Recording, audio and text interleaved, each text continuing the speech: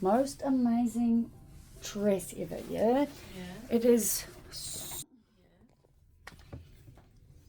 And I got really mad at all of yous who were making me freaking gain weight. It fits perfect, except for it has a zip that like starts here and it goes all the way, right? Oops. No freaking word of a lie. At this point, yeah, it needs literally 5 centimeters extra. So we took it to the alterations man yesterday, and he was like, I thought it would be super simple to either fix the zip or remove the zip completely and just put in those little loop buttons. There's like no material on the dress for it. So he was like, the best I can do is let it out at all the seams. He's like, so none of the seams will align. He goes, it's gonna cost $95 and he's like, I can get it to you by Wednesday. And I'm like, that's when the citizenship is. I said, so that doesn't work. Then he's like, Tuesday. And I'm literally tearing up, right? Because I, honest to God, believed it would be a very simple fix.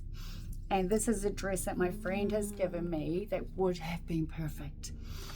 And so he says to me, all right, we can like extradite it, get it done by say Saturday, but it would literally cost $95 and there was no way to know if it would even fit after it. Okay. So obviously we didn't do it, which therefore means I need to go shopping. I hate shopping. Shopping is hard. It's not fun. Like, I am truly that. Last week when I saw you, I said if you will ever go through your clothes to, you know, how people go through them, put them in piles to donate. I am very much like legitimately serious when I say, please put them in a bag and bring them to me on the day that I'm here. None of my clothes would fit you. Yes, they would, because I swear they would. Alright, I'm going to steal you away to the scales. I'm taking this off though. Yeah, and whatever else is in your pocket if you're going in. No. Okay, go for it. I know I'm weighing a lot more. I'm going to add a kilo. Minus a kilo for your clothes. Yeah. So that's not bad. 53.8 is so it's 52.8. 52. I do want to say, yes, I don't want to gain any more weight. We have to have a contract, and we said 55. Yeah, I was thinking maybe I could do what I did with the psychiatrist in Albert Road. We could negotiate a bit more. Also, by the way, it turns out that I've realised something major important. That's Merv. Oh, that's Merv. Okay. That's Merv. Come in. He was just giving the dogs the water and all that stuff. Okay. So I saw the neurologist, right? You saw the neurologist? Yeah, no, the gynecologist. Why do I get them wrong? Gyno, right? The gynecologist. Okay. Yes. And in seeing him, it has made me realise that not only do I need to get the medical results from, say, the time I was in Queensland, but I need probably, you'll be my doctor until you retire. We already all know that, yeah? Okay. So, I used to think I never want you to retire, but then once you do, I can just be your actual friend, so it'll be fine. I look forward to the day I can take you out, yeah? No.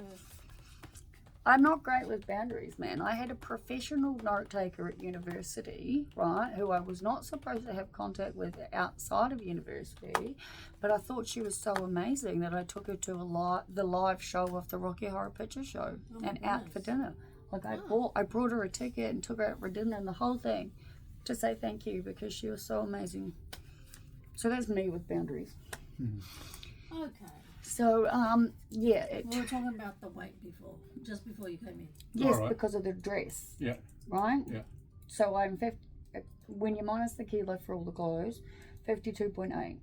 And I said, I'm good, I don't want to do it anymore. And then we said, but much more earlier, we had a set agreement. And on that 55. Was 55. Yes, but I want to negotiate now. Well, can I just use some numbers to persuade you? Yeah, you're going And to use this is things not- like the BMI and Yes, stuff, exactly. right? So this is not my opinion. So can you therefore explain why this BMI is so important? Why? Yeah, Okay. because I'm obviously not getting it. Okay, because it will lead to a lot of diseases immediately and chronic and when you get older. And I do not want you to have any of those things. Okay, that makes sense. Okay. The reason I ask, right, is because when they put me into the Albert Road, I was there for like 2 months, yeah? And the whole thing had happened because I was doing the full day time, like 8-hour days, twice a week, outpatient for DBT because of the borderline, yeah?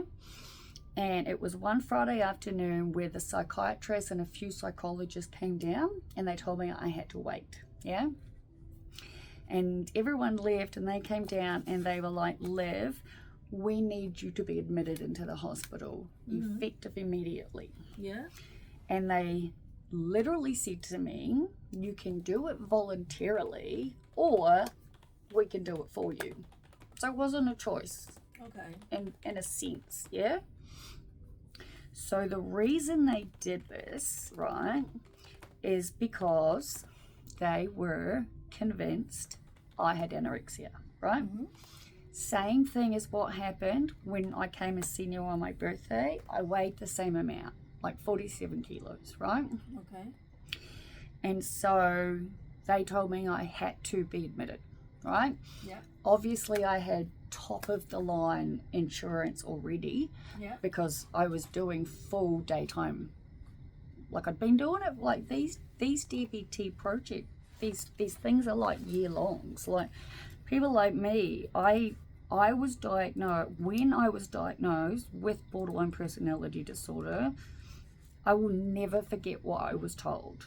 It almost verbatim. The doctor said, "You have every single symptom, all 9 that was in the DSM at the time. Yeah.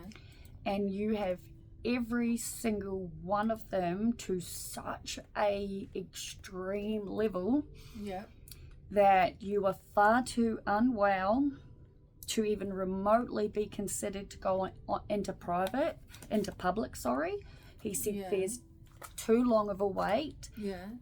And you need to see someone now, right? Okay.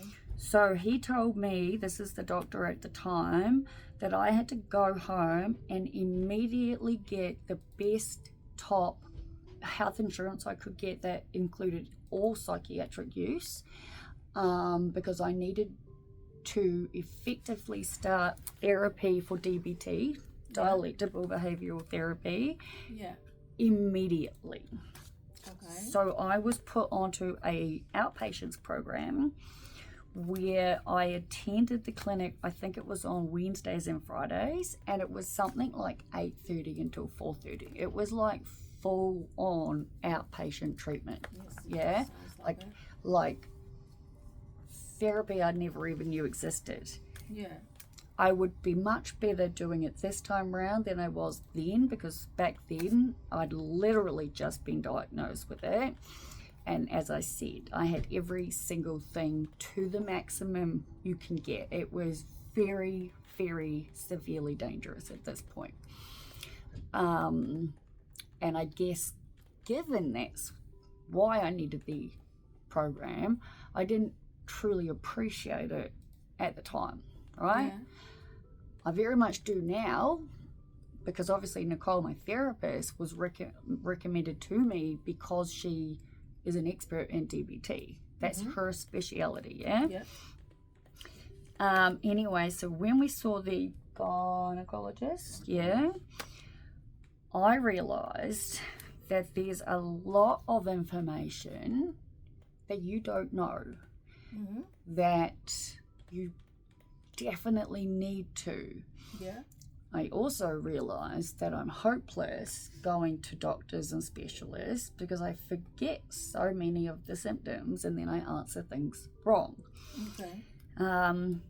based on that appointment, though, I'm pretty sure he'll send you through, because to explain what I'm saying, I said to the man, I've never seen a gynecologist before. I don't even really know what they do. I thought they were for just people with babies. Okay. That's my limited knowledge, yeah? Okay. And so I explained everything I was experiencing and while I was there. And then I said to him, many, many moons ago, while I was in Australia, but we're talking at least over 15 years ago at this point now, right? I saw a specialist, several doctors, and I was diagnosed with very severe endometriosis, right? Okay, yeah. So severe, they said that I needed surgery immediately. Yeah? Okay.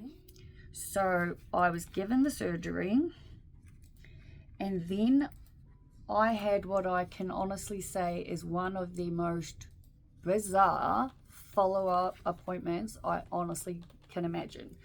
The follow-up appointment kind of went along the lines of everything showed that I had it. These guys were they'd already diagnosed me with severe endometriosis. They went in and did the surgery because of it. But during the surgery, they said they found nothing, right? And so they were really confused. So I explained all of this to the man that you sent me to, Yes. who, by the way, is fantastic. Like, he's such a wonderful man. He's lovely. He truly is, eh? But he explained to me that I've very much obviously seen a gynecologist if I've gone through this process. And he also said it is very highly likely that I do have endometriosis because what I experience is not normal. So I'll explain all of it now that I've realized. Yeah. And he said there are two possible things that could have happened when I had the surgery the first time. That it was so small, it was undetectable, or they just missed it, right? Yeah. He said that because it's been so long, like it could be almost 20 years here, he said he believes I need to have the surgery again, because it is very likely I do have it. Now Merv can back up all this stuff because I don't know. Let's see if Jack's out at the moment. We call my belly Jack, yeah? Jack's back, we call him. Alright? So he's not too bad Not today. as predominant as what he has been. But literally I become so incredibly bloated, or however you want to call it. Like my stomach area is... Do you want me to explain why? Yeah, well, it's tense. I literally can't put stuff on my tummy. I can't do any of it. And it comes out and I literally look like I'm 5 months pregnant. People have asked me how far along I am because of how bad it gets. So I thought you should probably know that, because I hadn't thought of any of it until I spoke to him. Yeah. So yes, please, I'd love to know, because this is, it's not 2 out of 4 weeks that I suffer. It is constant. I've never been able to put things on my tummy. I can't even rest a book or my phone. Yeah. I can't wear high-waisted clothes. And when you see Jack, man, like he was out in full force yesterday, I literally look 4 months pregnant, which could have something to do with this silly dress, but yes, something is wrong. Okay. Okay, so nothing is wrong. Mm-hmm. So, as you get older, well, actually, maybe not as you get older, in general. Mm-hmm. Like, in general, if you are a female, Mm-hmm. the body, even if you're a female and you're hardly eating anything, unless you're completely skin and bones, Mm-hmm. the body will, and especially since you have not had any children, Mm-hmm. the body will, if there's any fat, collect it there. Because it's that's not your, it's that's not your like bank. yeah, but it's not fat, like it's not weight gain is what I'm saying. It comes and goes. It's definitely not like I've gained weight. It's not a weight gaining thing. It's She can be some days she's nice and flat, like completely, and other days she's but really it's extended. It is definitely not weight gain that's is All right, pulling. how about we do a scan and see if something's causing bloating inside? Because he gave me like he did other tests. He did a pap smear, a swab, and I don't think he did the pap smear because we can't figure it out, because I've always been up to date with my pap smears. I never go past them. But he said there's this very particular thing, it's like a 5-year rule thing. Yes. That if you're like even a day early, something to do with Medicare. Yes. So I have to figure it out. Like I would assume I'd be up to date because I've been seeing you since like 2021, 2020 or something. Yeah, you know? Has very stupid So I think he said that I needed to like double check with them. But what I'm explaining is 100% not weight gain. Like I've gained weight. It is so it is definitely something different. So it's basically two problems, not one. The one problem is just the tummy. That's on its own. The other problem is the BMI. So they're not. Oh yeah. I know you need things. to explain the BMI, and you've explained all of that, and I understand that. I'm just talking about the fact that there's a good chance you're going to get a referral letter to put me into the public system to check for the surgery again, because that is what endometriosis. Yeah, that's what he said. Okay. Because that's what he thinks could be the case. Okay, so I might run down. I know we're doing the scans and all that for the tummy part, but can I just run down a more in-depth thing with the BMI? Please do. And you can be the witness and also remember stuff that I say. Okay, so you have a lower, if your BMI is 18, which it is, you have a lower capacity to cope with illness, surgery, or infection. Okay, so say someone gets COVID and they're over it in a week, you'll take twice as long. Okay. All right, and things get if it gets infected, his infection will heal in half the time you will take your infection to heal. Okay. There's a higher risk of fatigue, dizziness, and poor stamina. So that one I've definitely got. Yeah. I'm exhausted. So it's even like if you have chronic I've got chronic fatigue syndrome, it will make the chronic fatigue syndrome worse. That could be explaining a lot. Yeah, so whatever it is, it'll just make it worse. Okay, you have obviously issues. Will have issues with your blood pressure, your heart, and your blood pressure and heart. And also there's an increased risk of arrhythmia. Arrhythmia is, you know how the heart's go boom, boom, boom, boom, boom, boom. Okay, arrhythmia is when it's boom, boom, boom, boom, boom, boom, boom, boom, boom. Okay. So your heart's not beating properly. I know. Okay, so with the anorexia, the problem is, the body will use anything it can to generate energy, and it gets down to, and unfortunately your heart is a muscle. No, I know. And it will use muscle if it needs to use muscle. So that's why your heart will beat all over the place. Bone health, I think I've spoken to you about the osteoporosis. The pain management lady mentioned it too, actually, because I wanted to put the implant arm back in so I didn't have to deal with periods, and she's like, with your bone density the way it is, not a good idea. Yeah, so bone density, and it's not just bone density and it's a figure on a piece of paper. It's literally, I guarantee, if you fall down the stairs, you'll probably break a bone. Oh, I know that. I say that to Merv all the time. Yeah. Every time I trip, I'm terrified I'm going to break something. Yeah. And I fall and I am clumsy. If you people that sprain their ankle, you will break your ankle. You won't just sprain it. Okay, I get that. Okay. Okay, that makes a lot more sense. I will give you that. So for you, really, really what's important also is neurologically, You have poor concentration and poor memory. So you've already got poor concentration, poor memory. It will make both of them worse. Yeah. It will cause brain fog, which you have. 100%. Increase the likelihood of fainting. We said that increase the likelihood of infections and delay from illnesses, poor wound healing. So if you cut yourself, you take twice the amount of time. You will have, and that's probably something we need to double check. What? I may have cracked both problems. That would be nice.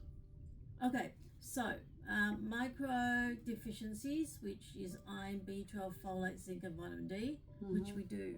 I know.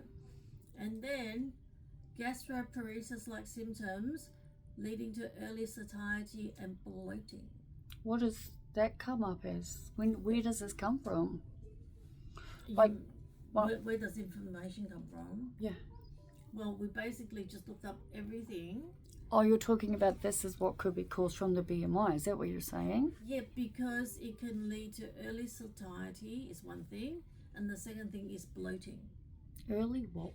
Satiety. What does that mean? Means you get full, like you don't have to eat a lot and you get full. Oh, yeah, I don't have that problem. And then the second bit is the bloating. So the bloating might be related. I mean, you can still be separated, but it might be related. And also your gut slows down. So instead of going, normal rate, it just goes slower.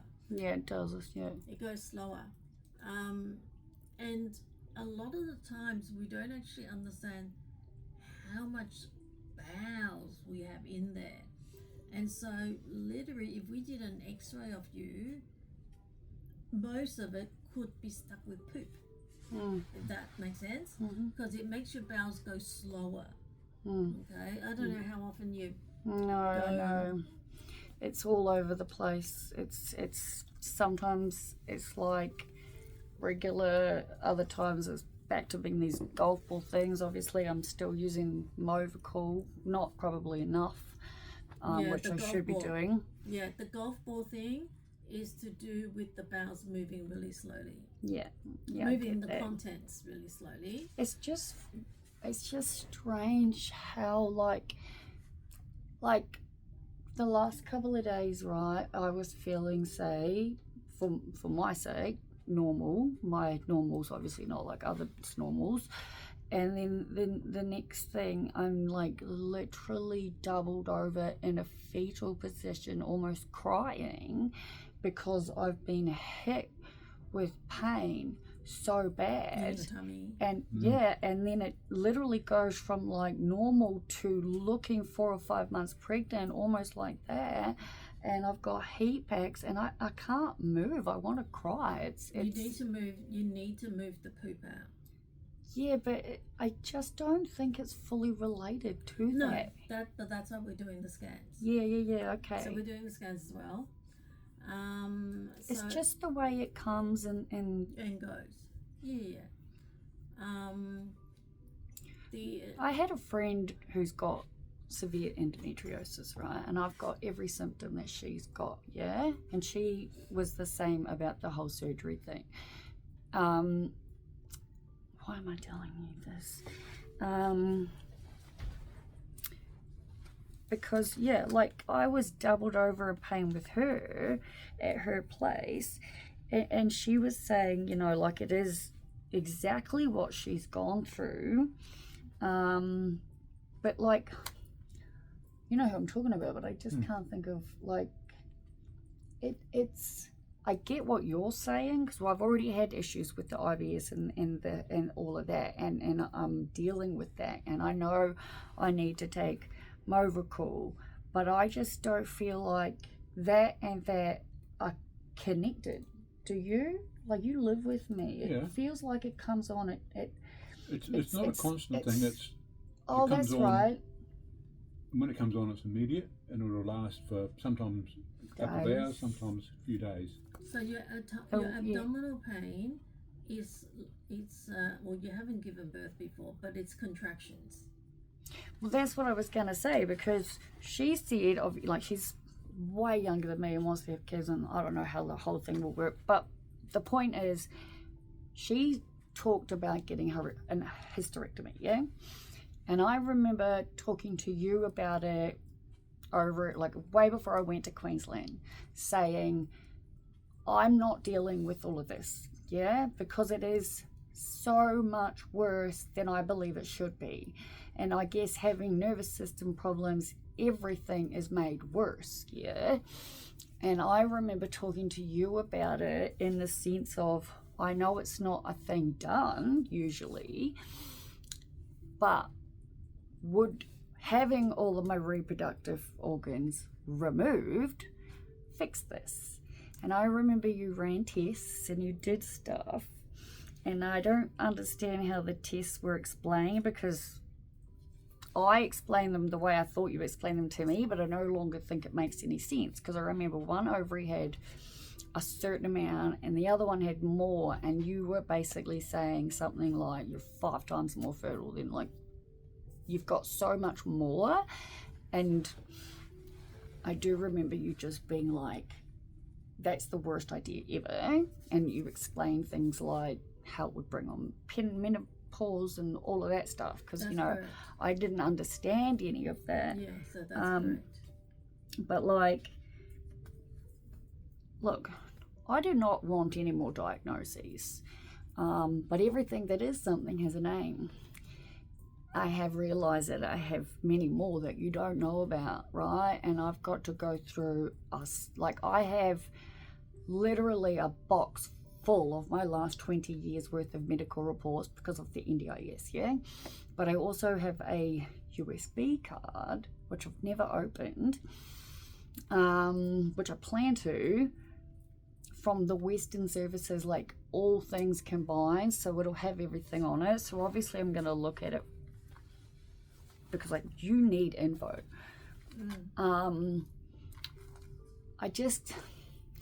It's always been in relation to what I think is hormones. Yeah. You know what I mean? And I'm absolutely positive I didn't imagine it when he said he was going to send you a letter. He's definitely going to recommend me to the public system. Chester. Yeah, Chester. But he definitely talked about the fact that there's a good chance. Like, if you were to go through all the symptoms of endometriosis, like, you obviously pulled that up and read through a bunch of stuff, is that correct? Mm-hmm. Could we do that? Because I got diagnosed with it before having the surgery, so there must be something that doctors look for. Do you know what? Oh, I feel like I'm losing my mind. All this freaking cognitive shit is doing my head in. I know. Like, I feel like... Actually, it's weird, because I actually think my memory is getting a bit better in regards to some stuff. Don't you reckon? It's getting significantly better. Yeah, it is actually getting a little better, which is nice. And it's nice having sort of like a new purpose in the sense of looking at homes and things. Yeah. It's crazy though. We've been to a few where the people were just lined up out the freaking, doors. Or like auctions or whatever. No, well, People viewing properties. like the laws have all changed. People can't bid and whatever, but there are just houses where people are showing up everywhere. But we were looking in the Western. We're seeing a property this afternoon, only like 45 minutes from here, which is awesome.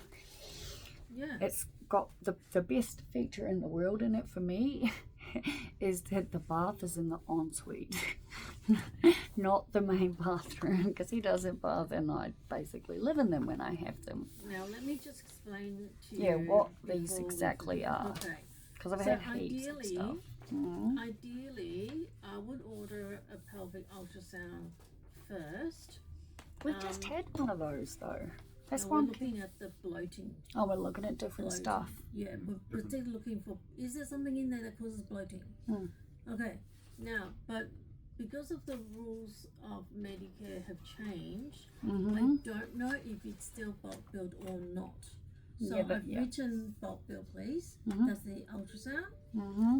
In the event that the ultrasound comes back really bad or we have no answer, this is the abdominal CT. Okay, Okay? Gotcha. So, these are the ones that are downstairs anyway. So they always tell me what it could possibly cost yeah, up front. yeah. And my theory is, so I do this one first, or am I doing both? I do both.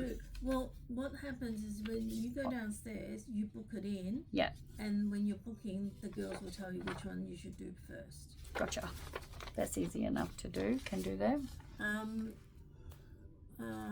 just seeing if I've actually finished my talking. Mm-hmm. About that one, yep. So about 18%. We talked about chronic diseases, heart failure. Okay, that's bad. Heart failure.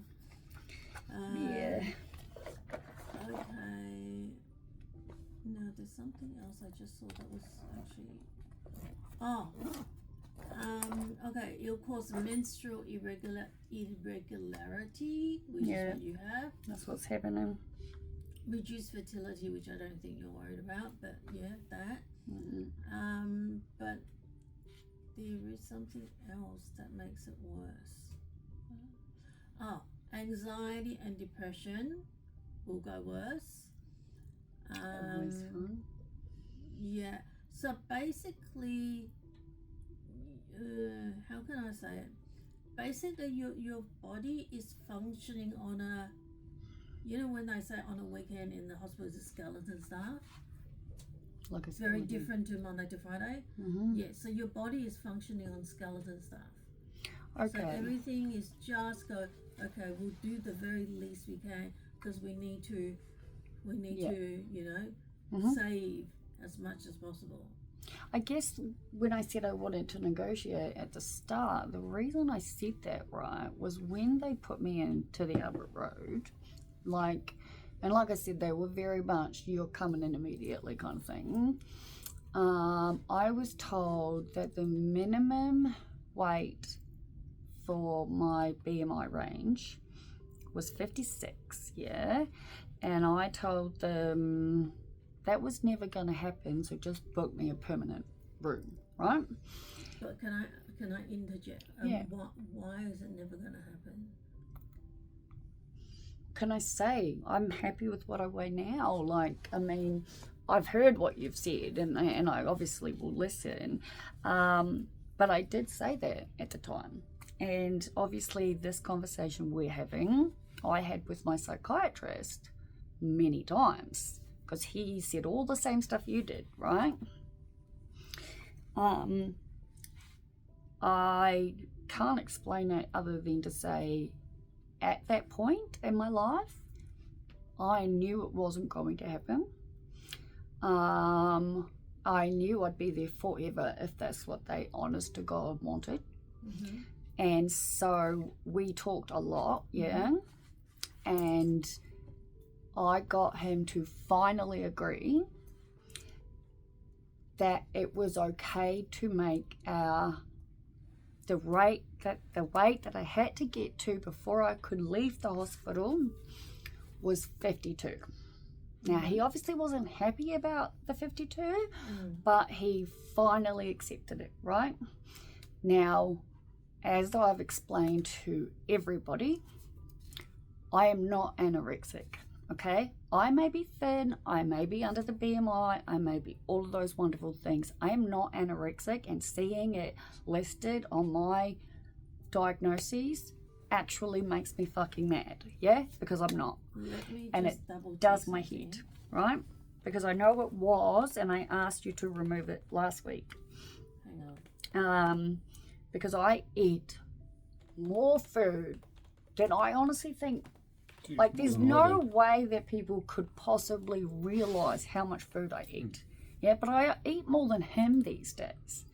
And I eat constantly, right? And I've nowhere been eating freaking chocolate cake for, like, God knows how many weeks. It's That's why I got so angry and cried outside of the plaza yesterday, because the dress is literally 5 centimeters too small to get that freaking zipper, which now means that I have to go shopping, and it's the thing I hate the most. Yeah? Okay. I'll take you out tomorrow and you can help me. Honestly, like, you have no idea. I'm so excited to finally become a resident, right? It's only, I've been here since 2004. Yeah, that's 22 years. Yeah.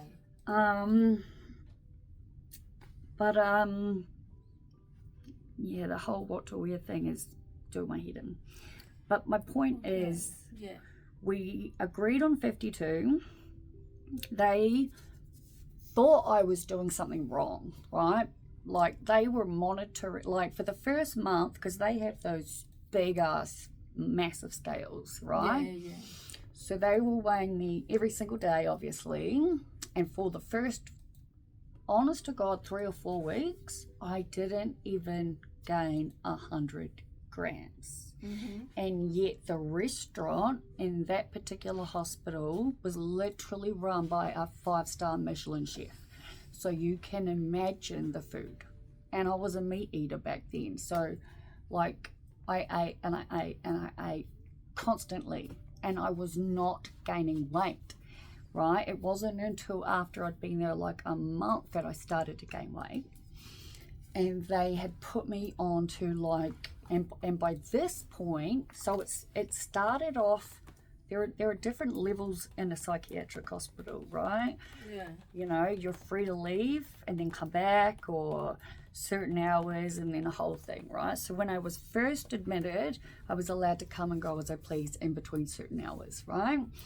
Those rules very quickly changed for me, all right? Because they didn't trust that I was not doing something wrong, yeah? So it went from being allowed to come and go as I pleased to literally being escorted to and from the cafeteria with a staff member with me for all of my meals, and then adding in, like, these, you know, those drink sort of things. And then, so I had to have breakfast, morning tea, lunch, afternoon tea, dinner, supper, dessert, and like 3 or 4 of those drinks a day, right? I was there for just under the 2 months, I reckon. I was going crazy, right? And so I finally, I remember the very last appointment with my psychiatrist, right? I was at like 51.6 or 7 or something. And I was like, please, for the love of God, just let me check out, yeah? And so I didn't even officially get to the 52, but I was, as I remember saying to him, about a piece of cake and a coffee away from it. So, yeah. But, like, I weighed over 60 kilos in Queensland, you know? As I've said, you know, it's all stress-related, all of it. Okay. Because I very much eat. Like, I eat so much, it's not funny. Like, as soon as we leave here, I'm going to get food. Yeah. You know what I mean? No, yeah, I do know what you mean, because my dad's like that. So, my dad is like that. He's skinny as a stick, and he does eat a lot of food. So part of it can be genetic, but I need you to get to a safe and I'm willing, weight. of course, and I'm doing that. I don't want you coming in or going to your local doctor where you live with fractured ribs or... No, of course not, and I don't want any of that either. Yeah, and you heard, I think, multiple doctors saying about your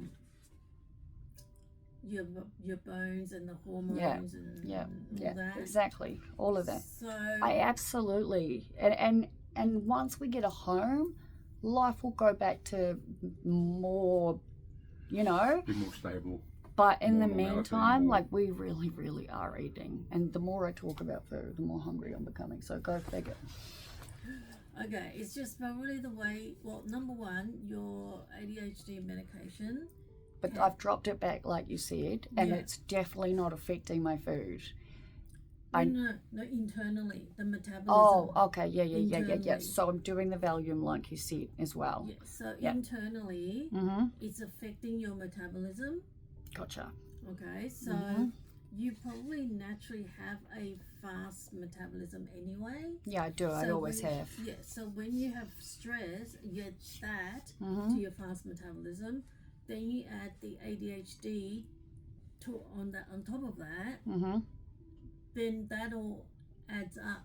Yeah, okay, that It, makes like, sense. It makes things worse. Yeah, that makes sense. So I'm not saying you're lying about your eating. You're eating. I know you're eating, Mm-hmm. but this is a possible reason why Mm. we are the way we are. Yeah.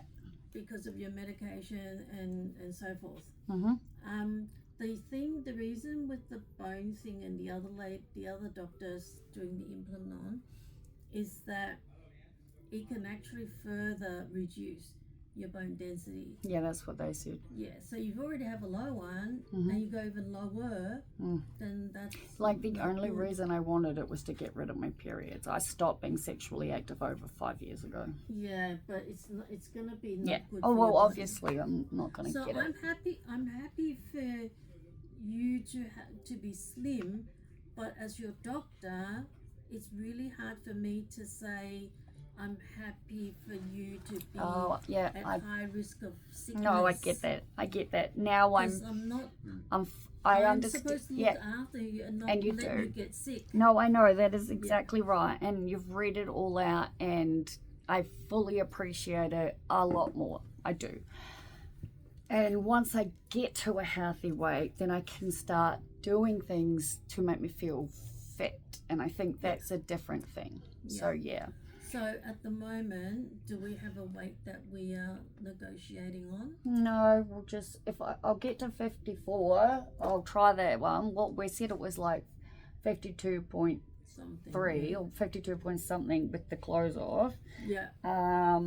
So I guess I'll aim for 54 for now, and then we'll keep And going. we'll see. Yeah, whatever. yeah. I'm just, like I will stick to what we said as the original 55. I just obviously don't know how, but I'm so hungry. It's not funny right now. So You can go and eat if you whatever want. you read. Oh, yeah. Like, I would like you to do my blood pressure while I'm here, Yeah. please. Yeah. I'm still really, really curious about this whole endometriosis thing, though. Like I said, it was diagnosed real severely, and I will just never forget that conversation with the specialist. But after talking to Chester, is it? Yeah, like the stuff he said just really, really made a lot of sense. Yeah. Because very good. it would make sense. Okay. I'm moving things around here.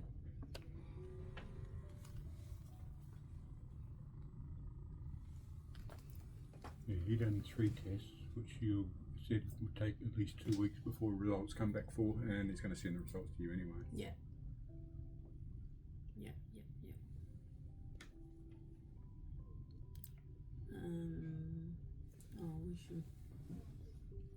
We didn't really.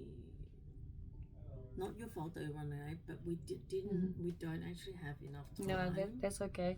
This We're isn't in too next bad. week. Well, my pulse is high at 109, but 135. 135 over 94 is alright though. Yeah, it is. Isn't it? Well, I mean, I know it's meant to be 120 over 90, but But your pulse 120 is. over 80, but my pulse is high. Yeah. Did you use that? Have you always had a very high pulse like that? No, I don't think so. Is it since the ADHD medication? 'Cause No, it was before. I don't know. I was seeing Tina. I think Tina Lynn is the cardiologist. I'm not totally sure if I should be getting a referral back to her, truth be told, because that's about my regular daily pulse, and any kind of situation that makes me even a little bit remotely stressed, which unfortunately does happen a lot at the moment. Yeah, it causes my heart to go even faster, and it feels like it's going to literally jump out of my chest, and those are the moments that are scary, not gonna lie. Okay. Yeah. we need to move. Yeah, we got it on. Yeah, yeah. So Have we got an appointment for next week? Yeah, we've got one for Thursday of next week. I think we're done.